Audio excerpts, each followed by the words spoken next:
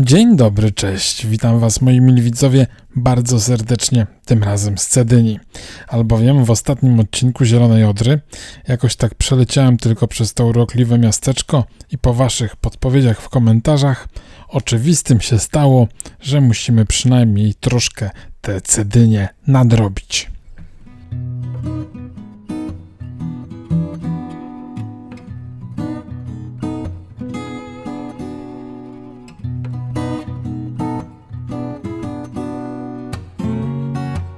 A jednym z bardziej dogodnych sposobów na dostanie się do Cedyni jest podjechanie pociągiem do Gotkowa, gdzie od razu pod samą stacją mamy trasę po Jezierzy Zachodnich, czyli w skrócie mówiąc R20. I tą welostradą możemy się udać w kierunku zachodnim. Ale żeby zjechać na Cedynię, to musimy porzucić R20 w tym miejscu. A jest to jakiś niecały kilometr za dawną stacją Klempicz. Niech Was nie zmyli znak końca drogi rowerowej tutaj, albowiem jest to jakieś takie lekko irracjonalne oznaczenie dojazdu do pola. I po następnych 200-300 metrach prostej drogi mamy z powrotem drogę dla rowerów. Na tym kadrze jest widok za siebie, odwracamy się za siebie. Stamtąd właśnie przyjechaliśmy. No i dalej możemy już podążać bez takich ciekawostek drogowych, ale za to z zupełnie innymi ciekawostkami. W Golicach, w bardzo starannie urządzonym miejscu odpoczynkowym, uwagę przede wszystkim przykuwa wypchany i bardzo zadbany wół ciągnący kilka wagoników kopalnianych. Stanowi on pamiątkę po dawnej wąskotorowej kolejce towarowej, która funkcjonowała w Golicach i służyła do transportu kruszywa z położonego nieopodal wyrobiska do stacji w Siekierkach. No ale wróćmy do Cedyni, bo inaczej to utoniemy w dygresjach. A do Opłotków Cedyni dojedziemy drogą rowerową już bez przeszkód, czy też nieciągłości. Dość wczesna pora powoduje, że nie mam żadnych złudzeń co do tego, czy wieża widokowa będzie otwarta, ale wzgórze, na którym stoi owa wieża, wygląda na dość interesujący, potencjalnie dobry, taki sam z siebie dobry, punkt widokowy. Sprawdźmy to.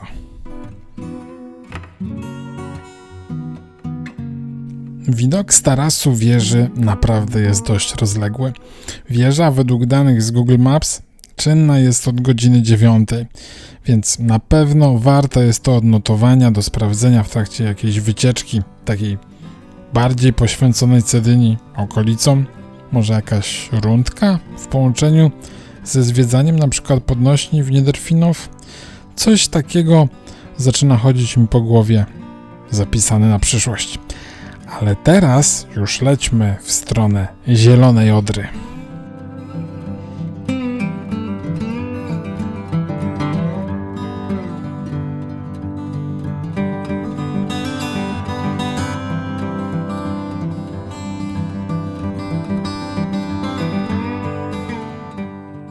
No to jeszcze tylko mała przerwa na kawkę po środku tego rozgardiaszu w Osinowie.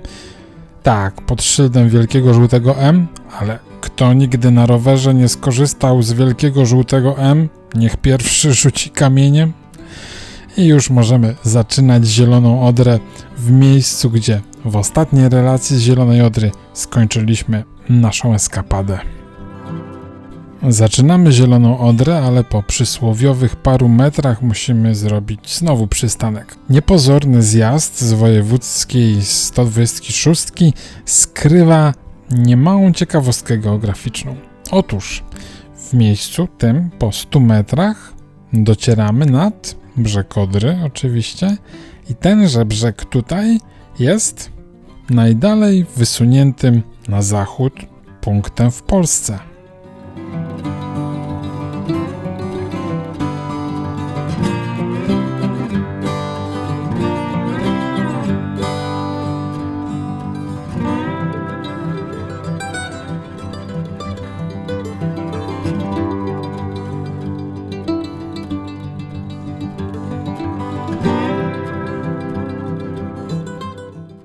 Ruch na drodze wojewódzkiej pomiędzy Cedynią a Osinowem jest niesamowicie intensywny. Był niesamowicie intensywny.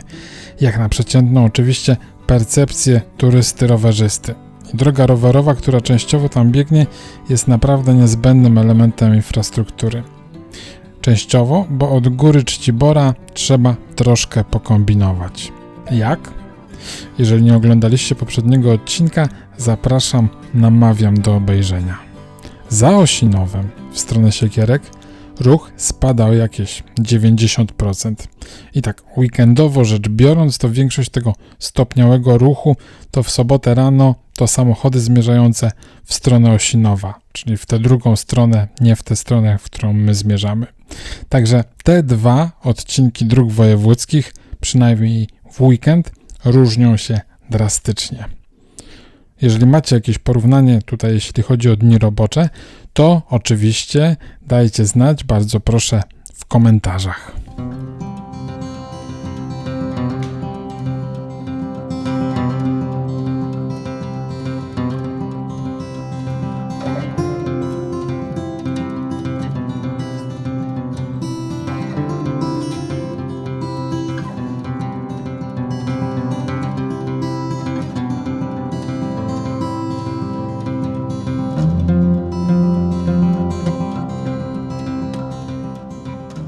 Sama droga, chociaż z ograniczonymi widokami na Odrę, jest dość ciekawa.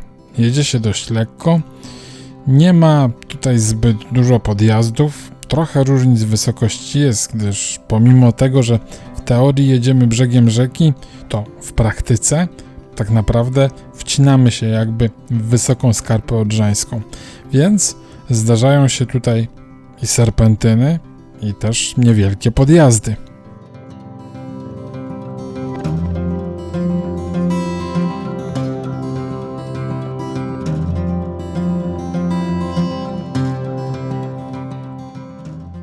Po niecałych 40 km od początku naszej eskapady, od stacji w Gotkowie, dojeżdżamy do jednego z najbardziej charakterystycznych punktów rowerowych tras i to chyba po obydwu stronach odrzańskiej granicy. A mianowicie możemy tu zjechać przysłowiowe parę metrów na południowy zachód na most Siekierkowski. Zajrzyjmy tutaj na chwilkę, bo na pewno warto, ale jeszcze sporo różnych miejsc do odwiedzenia dzisiaj, sporo do przejechania.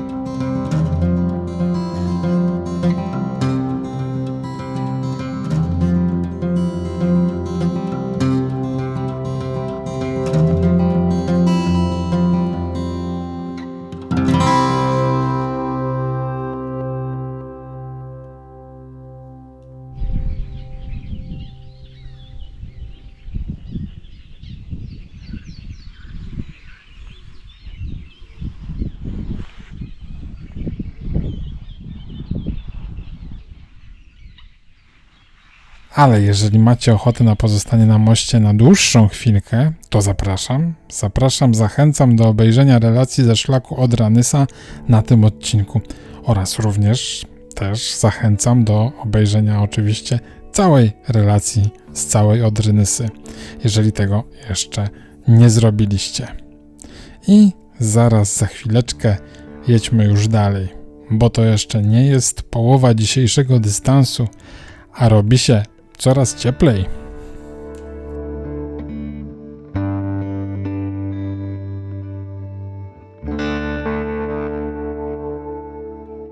Gozdowice, Stare Łysogórki, Siekierki to miejscowości, które powinien odwiedzić każdy, kto interesuje się historią II wojny światowej. Jest to temat na pewno na osobną relację osadzoną w takim bardziej historycznym kontekście. Teraz, mając za główny cel przedstawienie Zielonej Odry jako takiego bardzo różnorodnego obszaru do dalszej eksploracji, podpowiem tylko kilka miejsc, których nie można przegapić, zwiedzając te okolice tak bardziej pod kątem historycznym. Na pewno jest to cmentarz wojenny w Łysogórkach, małe muzeum w Gozdowicach. Do obadania jest też punkt widokowy z bunkrem przed Gozdowicami i bardzo też ciekawym miejscem jest brzeg Odry w Czelinie. Ale to za chwilkę. Za chwilkę tam dotrzemy.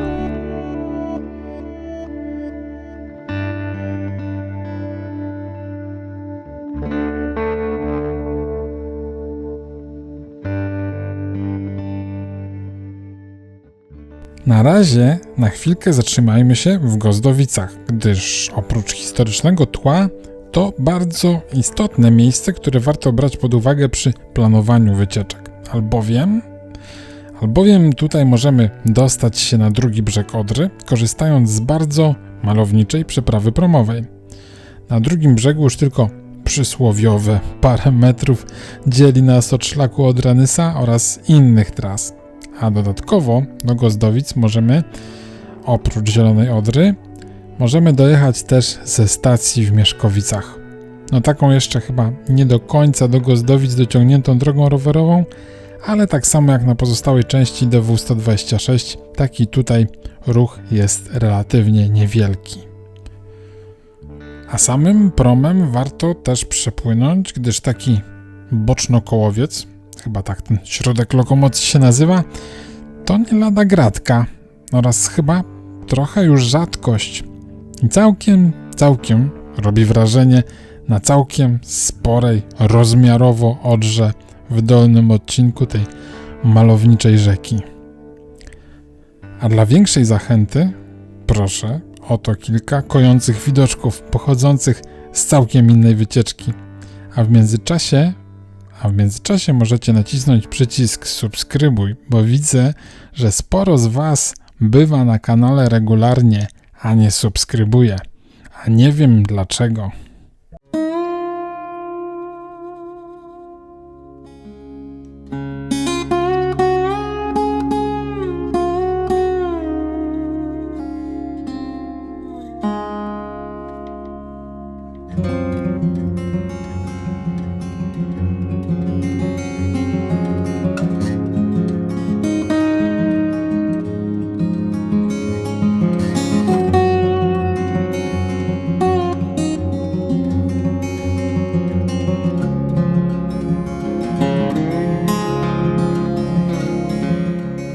Od Gozdowic zjeżdżamy już na lokalne drogi, cały czas trzymając się wskazań z mapy naszej teoretycznej Zielonej Odry.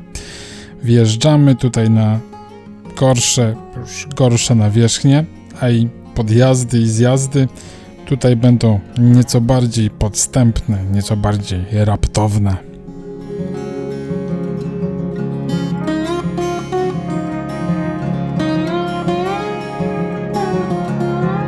No i w ten sposób docieramy do wsi Czeli, gdzie znajduje się obelisk upamiętniający postawienie pierwszego polskiego słupa granicznego nad Odrą.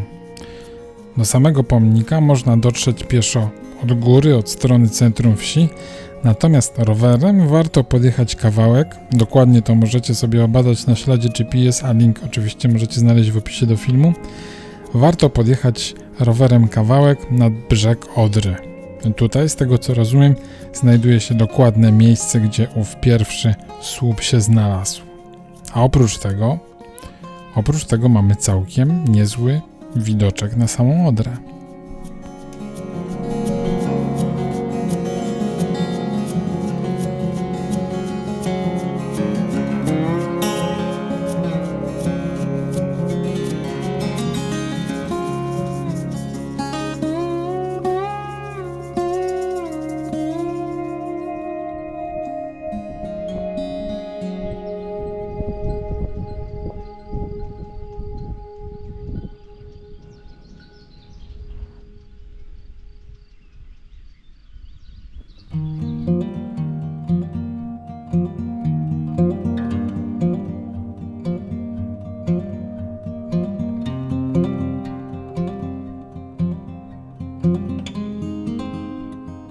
No i teraz, żeby dostać się dalej do Kłosowa, musimy porzucić niestety nadrzeczne, nadodrzańskie klimaty.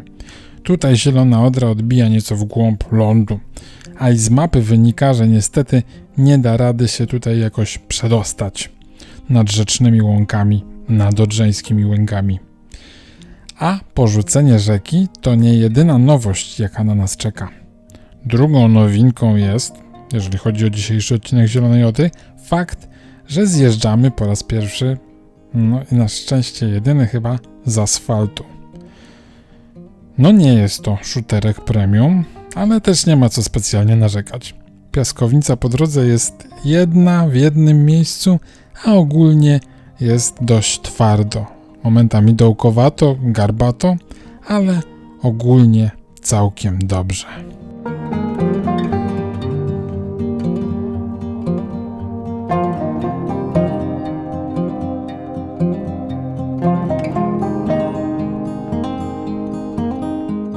I w taki oto sposób, nieco spowolniony, trochę przez polne dukty, a trochę przez pierwszy, chyba lekki upał w tym roku, docieram do Kłosowa. Tutaj zaraz gdzieś szlak powinien poprowadzić nas dalej w las.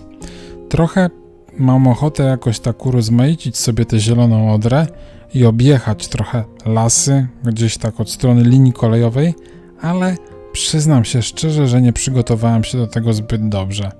Nie wiem, jak tu sprytnie objechać krajówkę, gdzie się nie pchać, a gdzie śmignąć.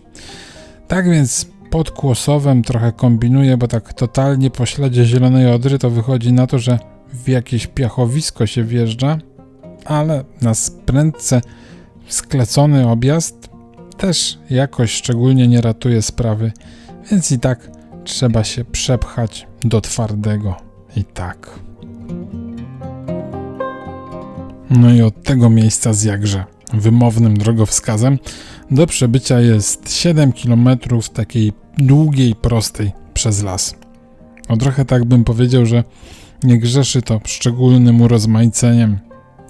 Jutrzenką nadziei jest tylko i wyłącznie zmieniająca się i tak odrobinę z kilometra na kilometr polepszająca się nawierzchnia. Wyraźniejszym punktem odniesienia jest miejsce odpoczynkowo-ogniskowe po jakichś 4 km. I od tego też miejsca mamy wyraźnie gładki asfalt, gdyż od tej polany grillowej dołącza do nas pod kątem prostym lokalna droga, taka bardziej już powiedziałbym samochodowa droga z Boleszkowic.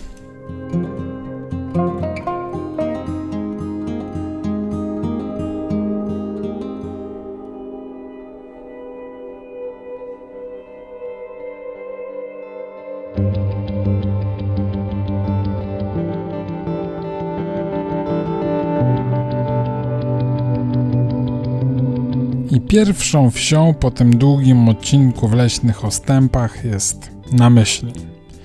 I tutaj z boku ta dołączająca do nas droga to Blue Velo, czyli R3. Ale powiem szczerze, że po tym lesie, po tych leśnych ostępach, taka nagła obecność cywilizacji wprawiła mnie w taką konfuzję, że nie zsiadałem tutaj i nie szukałem jakichś wskazań R3. Przejeżdżamy przez 2 malownicze mostki jeszcze o drewnianej nawierzchni i kierujemy się wraz z Blue Velo, troszkę chyba tutaj takim bezobjawowym, w stronę Kaleńska.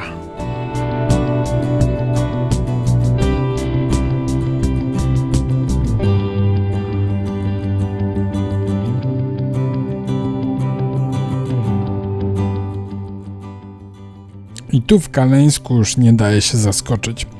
Tutaj wracamy na nadodrzańskie łąki, ale do samej rzeki jest ładny kawałek, więc jeżeli chcecie jeszcze przed Kostrzynem z bliska zerknąć na rzekę, to tutaj jest bardzo dobra ku temu okazja, gdyż takim garbatym szuterkiem do Odry jest tutaj nie więcej niż pół kilometra.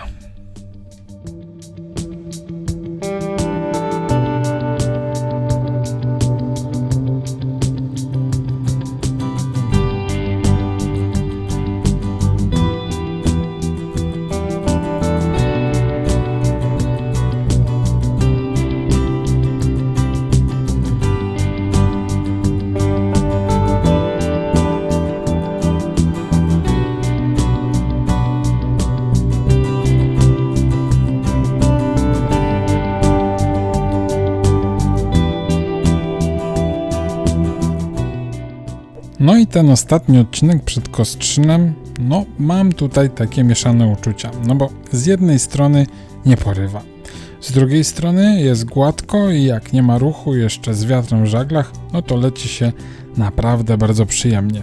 Do tego z trzeciej strony wygląda na to, że powstaje lub powstawać tu będzie droga dla rowerów. Więc wszystko bardzo dobrze, tylko znużenie takie jakieś już następuje. A może to po prostu efekt okolic 80 km?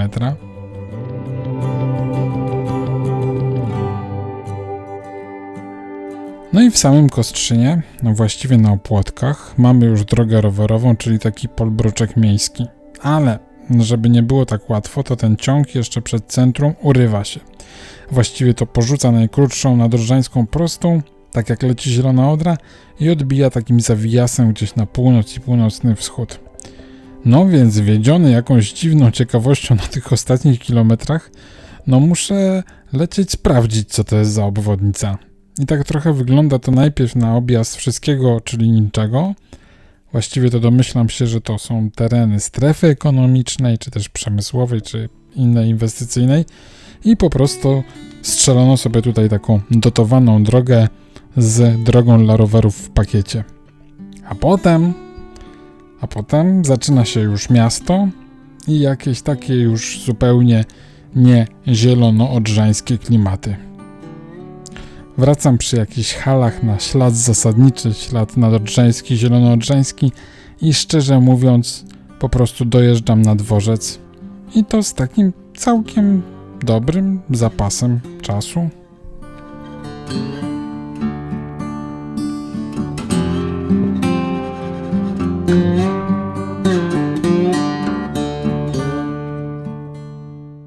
Ale na twierdzę kostrzyniecką potrzeba troszkę więcej czasu.